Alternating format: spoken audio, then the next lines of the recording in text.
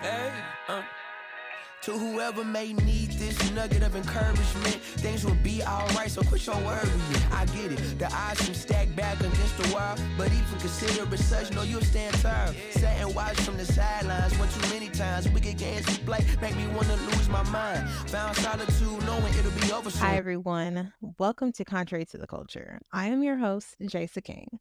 This podcast has been created solely to explore the depths of cultures around the nation. We will have interviews from experts, challenge the mainstream ideas surrounding the cultural identities in our society, as well as make sure we touch on misconceptions we have about. All episodes are brought to you on Tuesdays at 3 p.m. on all major podcast platforms, not to mention my website, audacityofwomen.com. There, under the podcast tab, you can find transcripts from every episode. In order to know how we're doing, I need you to show us some love. Hit that subscribe button, like this video, comment your experiences, but most importantly, turn on your notifications so you don't miss any of the episodes. Now that that's done, let's jump into our episode.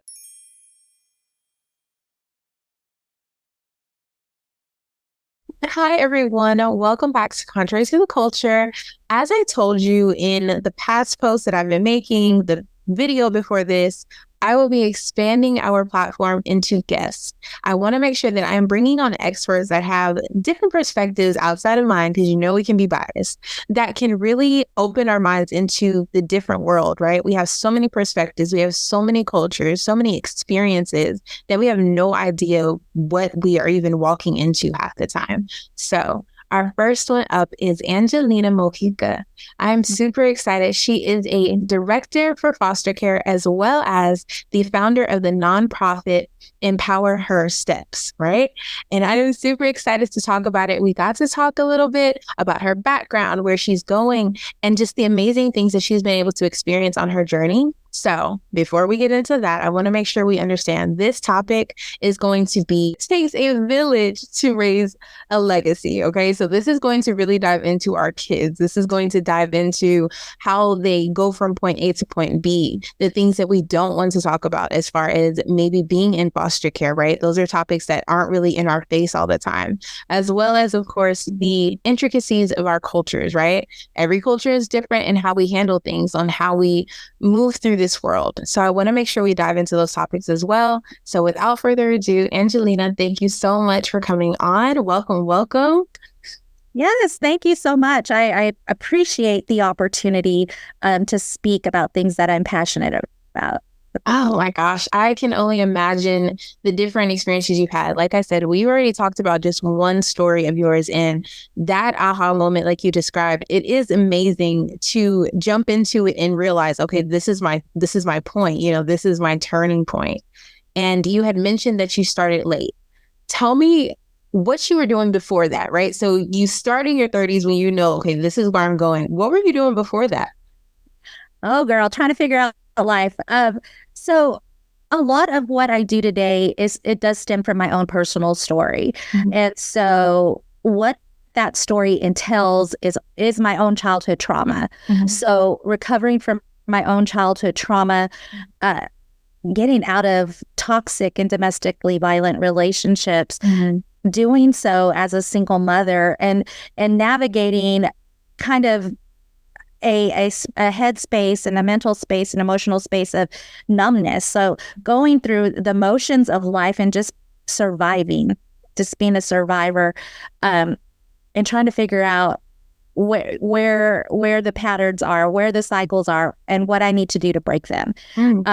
And so as I'm doing this, and I started my motherhood at the age of 19. And so that's when I started my first relationship, and I got married really young, and that didn't work out.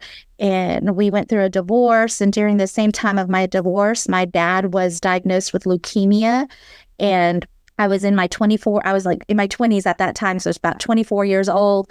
And going through all of that, my dad passes away, and I'm struggling through the grief of a divorce, the grief of my father passing, and raising a small child who was 4 years old at the time, and just trying to figure it out. that death of my father just kind of spun some things in my mother during that time. And so she started to revert back to her own addictions and things like that. And in that, I had two younger sisters that were just kind of thrown off to the side. And so trying to help with that as well, getting them through school.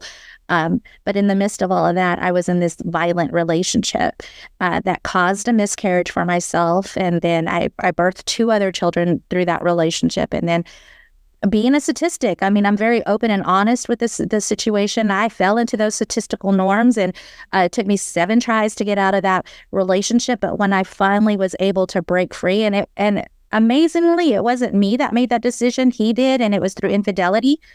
So getting kicked out of our family home with my 3 babies life made me make a decision, and I was able to really break free from that cycle of abuse and continue on my journey. And then that's when I'm a spiritual person and I believe in God. So I fell to my knees and I cried that ugly cry where your makeup's running all over your face. You got snot in your nose and you're just gasping for air. And I'm asking, God, why is this happening? Why do bad things happen to good people? What's going on? And how can I change? Because I can't do this myself. And really that breaking point in my life and just surrendering it and all to God and going, I can't do this by myself. I need help. And then later just kind of listening to what the answers were as they came. So I went to church that following Sunday and the answer was, I don't want this for you. My intentions are to give you hope in a future, but you make choices in your life that you have to be responsible for because choices come with consequences, whether you deem them good or bad. There's still consequences. But what I want you to take from that is a lesson learned. What did it teach you about yourself? Mm-hmm. What can you do now knowing what that feels like? Mm-hmm. And what I would like you to do is get up onto your feet, mm-hmm. shine your light, and utilize your story to help others in their darkness. And so that's when I'm 28 at this time, entering my 30s. Online school was starting to hit, giving my age there, but online school hit, and that provided me an opportunity to go back to school and finish my bachelor's degree. So I have a bachelor's in psychology, and I continued to move on with that. A master's in human services. And so I just continued this education. And then that's when I jumped into the field of child welfare because I was once that child. I was once that kid that suffered through those things. And I had no interventions, and I probably should have. And so now I want to be someone that brings that education and awareness to the community. Oh, I am just, first off, very inspired. Thank you so much for sharing that. I know a lot of details about our lives. It takes a lot to be vulnerable about them. And that's a lot of the things that you mentioned. I am right there with you. I'm only 26. So a lot of the things that you mentioned, I've experienced as well. And it's interesting how they really mold us. Like you mentioned, you don't realize the things that you're going through in that moment. You're just trying to figure out why you're even in that position, but you understand later. And that is very important. So when I kind of go through our questions, so when you're in a position with children that are in the same position you were in, trying to figure out why, trying to figure out how they got to that point, how do you address that? You're there to be that person for them. What do you say? Honestly, you tell them the truth. I mean, this really does stink. Like I can't relate in the sense that I don't know what it's like to be pulled away from my parents. Mm-hmm. But I do understand, just because I have had the education and the training, that when we grow up in chaos, we don't know any different as children. That's our norm. That's our normal. And it's not until we start going into our adolescent years where we start seeing different things and we're exposed to different cultures and your family dynamics and just more of an awareness of what's really going on in the world, do we start realizing that what's going on in home isn't necessarily healthy. Yeah. And so what does that say to our identity? So we have children that are confused about who they are and where they come from and they don't understand.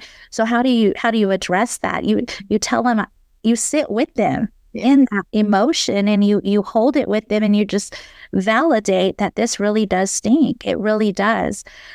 But what would you like to see for yourself? And so just tapping into what they're thinking, what they're feeling, and then you're able to really build that dialogue to implement some comfort or even some sense of safety and peace. It's not telling them it's going to be okay, because you really don't know. You don't know. And you just got to acknowledge that it is a situation that hurts my heart, because you have to go through it too.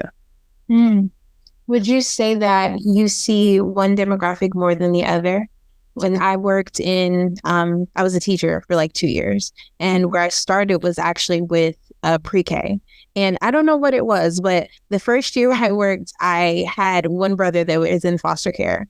And I had like 3 kids that were in foster care. But that following year, I had his brother.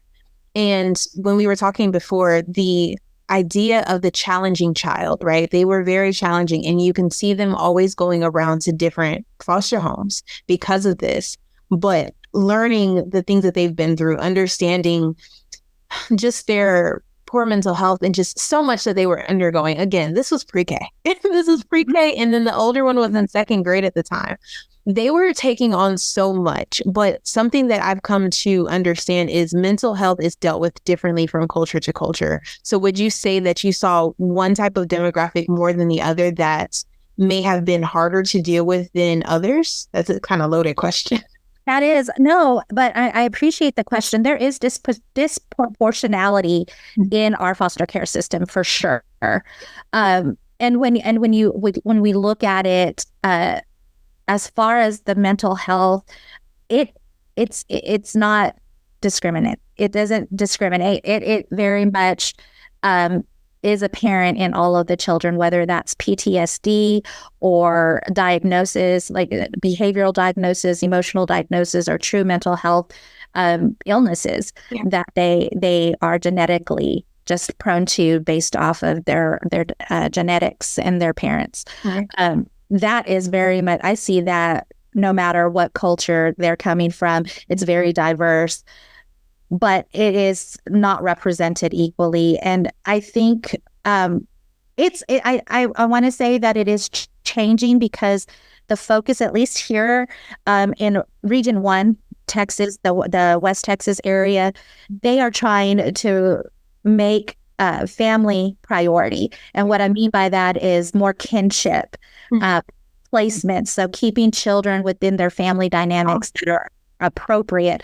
So we're seeing the statistics kind of change up a bit, because you do have children that are staying connected to families that want to help, want to keep the children out of foster care. Mm-hmm. So I'm curious to know what it's going to look like in the next couple of years, because they just implemented this new structure back in 2019. Okay. So it's fairly new, but it's going. And so I'm very curious to see what the statistics would look like in a few years once our program here, our community-based program, stabilizes and the structures are in place to actually see the progress that's made. But as far as mental health, no, I mean, I see it young. You talked about pre-K, and it's very true, because you get them in there and they have experienced so much in their little short lives that they're dysregulated, and their behaviors are, you look at a child, and when I was growing up, because I'm a Gen X, when I was growing up, it was like, oh, that bad kid, but it really, there is no such thing. And this is what I've grown to learn, and I try to educate on. There is no such thing as a bad child or a spoiled child. What it is bad behaviors. Mm-hmm. And so, because it's like telling a worker they're a bad worker, but really it's their habits that aren't productive. It's not nothing tied to the person. Mm-hmm. So we don't want to tie those behaviors into a child's identity, because you're not building up their self-worth. Mm-hmm. You're actually hurting it more than you are building it up. Yes. That is so true. And I remember just my first year, I'm like, oh my gosh, this class is bad because that's all you hear. It's like, oh yeah, that's the bad class. And you get there, you're like, no, that one needs a hug. This one's hungry. That one doesn't know what he's doing. It's horrible. But then after a while, at least speaking honestly as a teacher, after a while, it's just easier. It's easier to not deal with your own understanding of what they're going through and not wanting to take the time to get to know their day. I think that is the biggest part of kids. I have a soon to be 1-year-old next month, and just learning about him, I'm like, oh my gosh, yesterday you were good, today you hate me. I don't know what's going on, but it's just that way. And I actually had someone else on for another segment I do, and we were discussing how for kids, it's the same thing. They don't know how to communicate. And I know for me, if I'm hungry, I'm going to have an attitude. That's just me. That's how I emote that I'm hungry. And to put it in a child's place who doesn't know to just say, hey, as simple as I'm hungry, that is something that goes into mental health. It goes into the behavior. It goes into how they work in a classroom and want to be around people. And I think that, again, these are so many different things that compose our kids, that compose our understanding of what they need. So I definitely commend you for that, because again, that is important to identify that it's not something you can put a label on. Very true. I can go on and on. Don't worry about me. Well, would you say that when it comes to women empowerment, right? So we are seeing women jump into these fields. They are jumping into so many things that not only are out of our nature, but suit our nature as far as being nurturers. What would you say it means to you when you see someone that is representative of you? I think it's encouraging, and it inspires and motivates, because you want to surround yourself with people that are like-minded, because that so much can be accomplished when you work in unison rather than opposing each other. And so I feel inspired when I see someone that is similar in their vision or their missions, because I'm like, okay, I'm on the right path, because it's hard too. And being a woman in leadership, it's hard because you have to there's this sense or this kind of feeling of you have to prove yourself, you have to prove your worth, you have to prove that you're competent, all of these things. And I mean, that's just a historical, you talk about culture, history, that's just history. That's what history has embedded in our DNA and in our mindsets, is that we have to show that we are 2 times better than a man when it comes to leadership.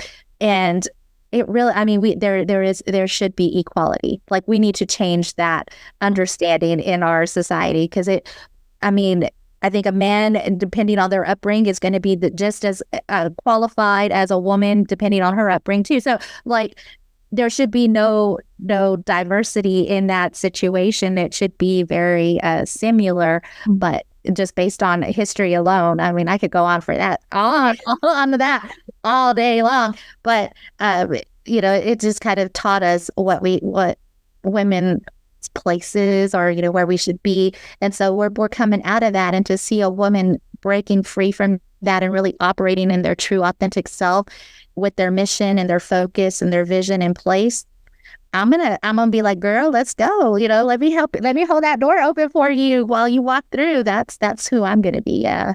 I love that. And it's funny because I just did a women's history panel, and something we talked about was women in friendships. So I want to kind of pick your brain on this. Sure. Do you think that when women get into a position of power, right? So in schools, majority of the staff is going to be women. Do you see that we have a hard time sticking with each other for a long period of time? Would you say that at some point we do start to challenge each other in a way that it's intimidating? So yes, because I've experienced it myself, but also too, it can be changed, right, is how I approach from that. But this is history repeating itself. Right. And like I mentioned, through the generations that have, that have gone before us, and the ancestors and all of those things, it's embedded. It's actually a program that's embedded, and this is how it's supposed to be, and it changes from culture to culture too. But yeah, I think at some times, women, there's an insecurity because again, we have this thing like, I have to prove myself, I have to be the best, I have to do this, and an insecurity within our belief system, so about ourselves, because it always starts from us. So there's an insecurity there that's like, oh wait, she's after my job, or oh wait, but we've been taught to look at those things when it comes to other women. And I'll give you an example, is that woman looking at my man. You know what I'm saying? So so we've been taught to look at those things when it comes to other women, rather than saying, girl, you want to be in a position like this? Let me show you how to do it. Let me mentor you so that you can.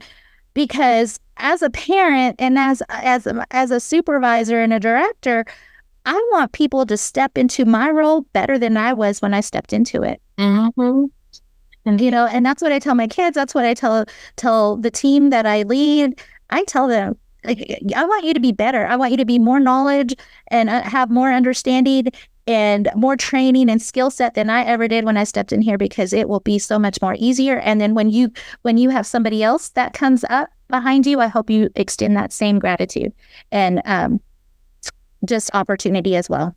Yes. And it's so funny because that's the same mindset that we're trying to put in our kids. And I think personally, it is difficult, especially for people in my generation, because we are, like you pointed out, that's the world we live in. It's a competition. Who can do it better? And how are you going to prove that you've done it better? Instead of, like you pointed out, I have the same skills that you had last week. You were doing better here. Let's work together. Let's figure out how you can motivate me and how I can motivate you. Let's be an accountability partner. Let's teach me how to do this so I can teach you how to do that. But again, it is so difficult for women to get out of the mindset that we have to compete all the time. And I would say that in that light, it's worrying, concerning.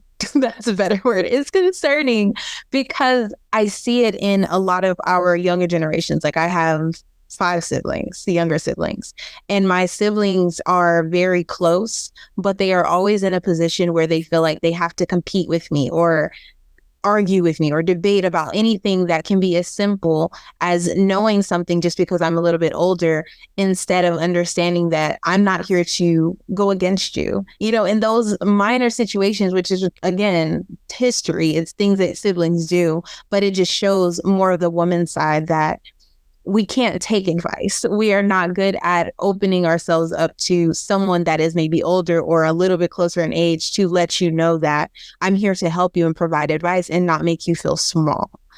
But again, that's another rant I can go off and Can you tell me a little bit about your nonprofit, Empower Her Steps? Yes. So my nonprofit, like I said, a lot of what I do stems from where I've been. And I use my nonprofit. What it stands for is Empower, and HER is an acronym for healing, elevating, and rebuilding. And it's a step-by-step process. You got to take steps. You'll take some steps back, but you'll also take steps forward. We're constantly trying to heal the journey that we come from. So healing our past in order to elevate in our present so we can rebuild our future. And so that's the concept. And so right now, I mean, I've been in this nonprofit for about 2 years now. And I host these conferences that are absolutely free to our community, and I don't charge anything. And I pull together some keynote speakers that talk about their story, because I think through storytelling we can learn and be inspired. And you never know who has a similar story until you share it.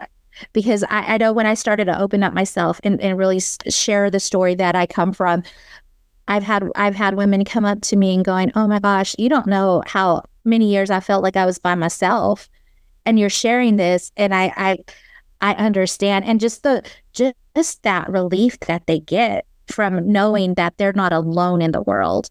And so I have several different women that participate in these conferences from different phases in their life. And so making a friend in those conferences, again, you're holding the door open for another woman to build their life and create their life. But in order to do that, you have to heal what has kept you bonded and kept you from pursuing those goals and those dreams, and rebuild your identity so that you know who you are, how, and your truth, and you can stand on it, and you stand firm on it and say, yeah, this is where I've been and this is what I did. But you know what? It also taught me that I can do whatever the dream is. Wasn't unmuting. Anyway, with that being said, what is so interesting, I want to kind of go back to the topic, right? What does "It Takes a Village" mean to you? I mean, I think that in that title alone is kind of just self-explanatory. And I'll give you an example, just a personal example. So my daughter, who is now 22 and a mother of two littles who are under the age of 2, so they're not, so she's having two babies that she has to manage. And in her experience, and as she's going through this journey, I'm sitting there and we're having this conversation, and she's like, I just feel so bad when I ask for people to help me with childcare or help me, just so I can go to the grocery store real quick and just come over and watch them and whatever. And I'm like, why would you feel bad about asking for help? And she's like, well, Mom, when you were doing it, you did it by yourself. And so I had to tell her, let's take a step back and evaluate the differences in our circumstances. When I was taking care of the 3 of you, I didn't have my dad, I didn't have my mom, because they had both passed away by that time. And the sisters that I have, because it's a sibling group of 4, I'm the oldest, they're all out living their lives and taking care of their babies and their careers and things like that. I didn't have anybody to ask, but you do. So use your resources, use your sources that of help, so that you can do what you need to do and know that your kids are going to be taken care of. I don't mind being here for you. It does take. Oh, and that is so true. And I can relate with your daughter just because we're closer in age. It is so difficult to hear the stories. It's so difficult to hear the things that your parents have overcome, and you're just sitting there like, I just want to go pee. I just want to. Yes. Like, no, don't ask anyone. Figure it out. Figure out how to hold the baby and do the things that you need to do, because you want to just seem as though you are capable of doing something that you may not be able to. And that is okay. But I think that it's important for us to promote this idea of using your village if you have it accessible, or even not the traditional sense of family or friends. Because something else I had to learn is when I'm working, I've met some amazing people that I would have never known outside of doing an interview or some segment. And now I can call her or call these different people and get advice and get someone to just gawk over these pictures I've had because my mom's tired of looking at them, and just the small things really matter. But something, again, that I'm seeing in this new age is people want to mind your business. Mind your business. Don't worry about my kid, or take care of your life. When in reality, we all can benefit, again, from things that we have to share, the different perspectives and experiences. And that really needs to be promoted. You cannot raise this amazing legacy and do these amazing things for your kid on your own all the time. And again, that is okay. But going back to what you said as far as healing, that again is important. That too goes into our motivation to move forward, our ability to do things for our kids. And I think too, courage in saying that you can't do it, which leads them to you in a position of being a foster care director to know, okay, this person took the accountability and said, I just can't do it. And is allowing that child to have an opportunity to find someone that can. Yep. And that's just, it's absolutely important. I think it is very courageous because, again, like you've talked about in your experiences, you come across things that you have to go home with. It is heavy. It is difficult to remember those kids, remember those parents. I think you have to be quite heartless to not be horrified to see your kid go through certain things, which there are experiences, but it's heavy. And again, I can go on. But my last question before I let you go, how do you find the light in people when you go home? Again, it's heavy. So what do you do? I I've built enough self-awareness and within myself to kind of know what my capacity is, my threshold is. So for me to still stay positive and motivated, again, it's all inner work. Right. I wake up in the morning and I'm doing my affirmations. I'm setting up my vision for the day. What is it that I want to see when I step out? Mm-hmm. Because if my focus is on all the things that go wrong in the world and my immediate circumstances and circles, then that's what's going to pull to my spirit. But if I step out knowing that I'm going to do the best that I can today, and I'm going to give it all today, everything that I have, and I'm going to step out with a positive mindset and energy, then I'm going to see the good in the day, and I can also see the good in people, and I can understand where they're coming from. If they're struggling themselves with anxiety and stress, I can sit there and say, friend, you need to take a day, go take a mental health day, go and breathe, go ground yourself, go get into nature a little bit, let some of that air hit your face and just breathe it in so that you can come back and center yourself, because you are not okay right now. And and that's fine. But take care of you first before you start taking care of our little people in our homes, because you're not going to do good for anybody if you're not doing good for yourself. And we definitely appreciate those last words, because that is very important, not rubbing off onto our little ones. And just thinking about my little one now and give them a hug. Yeah. It is hard. And as always, I just want to express my just deepest inspiration for one, and gratitude for even taking time to talk about this topic with us. Sure. This is our first episode, our first official episode for this topic. And I just have so many high hopes for it. I think it's going to be absolutely amazing to really dive into the other side of the world that, again, we don't talk about, we don't focus on, or allow ourselves to put ourselves in those shoes. So I appreciate you for sure. 100% appreciate you. Absolutely. It was a pleasure. Yes, I thank you so much, Angelina. Again, I have all of your information. It is on my website. So if you guys want to read more about her and the amazing things she's doing, all of the links to her social media pages to get in touch with the nonprofit is on there as well. So I want to make sure that you guys go ahead and check that out on audacityofwomen.com. Read about her, get in touch with her, see what you can do to help out in Texas. And I look forward to you guys coming back next Tuesday for our next guest. I am Jasa, and this is Contraries to the Culture. Bye.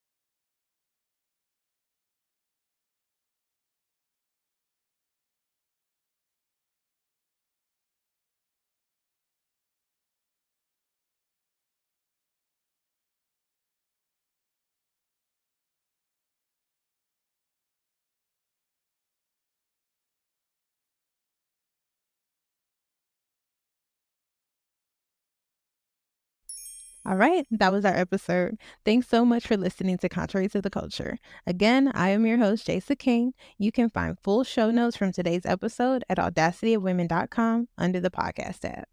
Let's connect on Instagram at Just Jasa Podcast. There you will find clips from our various segments and more information about yours truly. If you're loving the podcast, I'd be so honored if you go ahead and hit that subscribe button and leave me a review. Until next time. Ever need a boost, count on me for the 1-2. Trouble don't last when the tough get going. Baby, all we do is win, so show me my opponent. Adversity, doubt, stress, could care less, cause how we handle those like an S on our chest. Super proud of how we held it